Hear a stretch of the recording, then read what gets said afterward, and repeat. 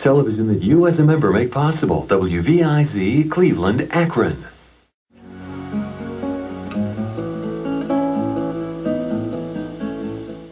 The war years of the early 40s did bring an improved economy, but they also brought rationing and travel restrictions. Eventually, the big lake steamers and railways could no longer be counted on to bring crowds from cities like Cleveland and Detroit. As it had decades earlier, Cedar Point would depend on the people from Sandusky and the surrounding areas to keep operating. Now, second and third generations of families were in the habit of coming to the point. To many, Cedar Point was like a second home or a city park, somewhere to wander when you had a little time. When the war ended, Cedar Point was worse for the wear, but still standing. Even after years of financial hardship, the rides were running. And if they didn't shine quite as much, it really didn't matter to the young at heart. As soon as we got off the boat, we headed for the rides. The octopus, the tilt-a-whirl, flying scooters, the bug. These were some of the exotic names enticing young riders on the Midway. It was exciting to us because we didn't know anything different. We didn't have television and seen everything and heard everything and so forth. We thought it was really something. It was a real world-class place to be. Ask someone today to remember a favorite ride from these years, and they'll probably tell you the Caterpillar.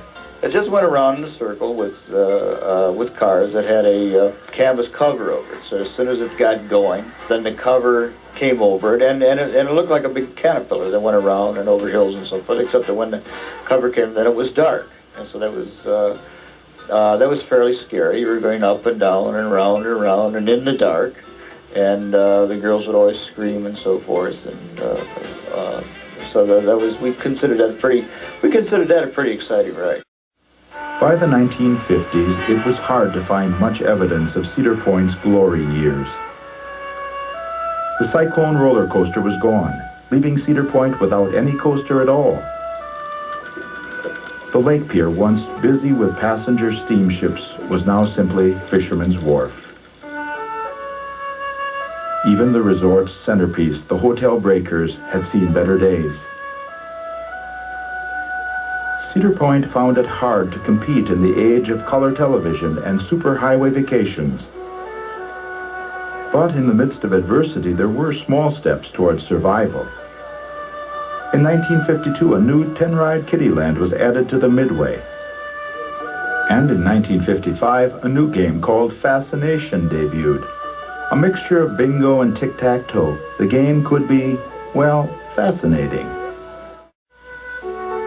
In 1957, Cedar Point took a giant step in its evolution with the completion of a causeway across Sandusky Bay. The causeway helped alleviate traffic jams on the old Chaussee Road. But more importantly, it attracted the attention of Toledo bond dealer George Roos, who regularly flew over the Cedar Point Peninsula. He started soon after buying up stock in the G.A. Beckland Company and eventually took control of the company. His intentions, though, were not to develop Cedar Point as a summer resort. He wanted to tear everything down and put in 1,000 ranch-type homes and turn it into a Fort Lauderdale of the North. Sentiment against closing Cedar Point was strong, even if it no longer was the queen of American watering places. Adults just found it hard to accept that something they had known so long could go away. There's a feeling of ownership, and I think there are many, many people who come to Cedar Point and who have for many years that feel they own a piece of Cedar Point because they've been attached to it for so long. Roos and other investors did take over the G.A. Beckland Company, but Cedar Point itself was spared from demolition.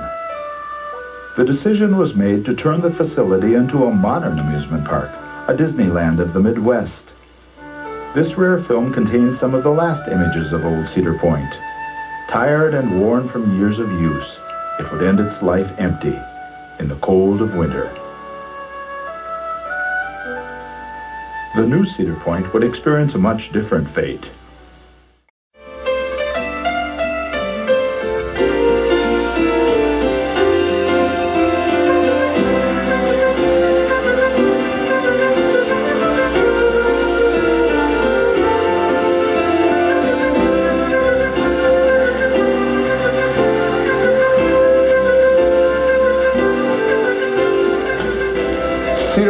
Memories. Wasn't it a wonderful program? Did you enjoy it? I hope so. I'm sure we'll be back again here on WVIZ. Right now, we hope that you will rush off to the telephone and dial the number that you see on your screen and become a member of WVIZ. Remember, the videotape of the very program you just watched can be yours for your $90 pledge. Keep it in your library. When the family comes in from all over the Northeast, or actually Northeast Ohio, they've seen it, but all over the country, when they come to visit you this year, pop that in the VCR and let them relive Cedar Point themselves. That's what's so much fun about these programs, as you're watching them and all the various visions that come in.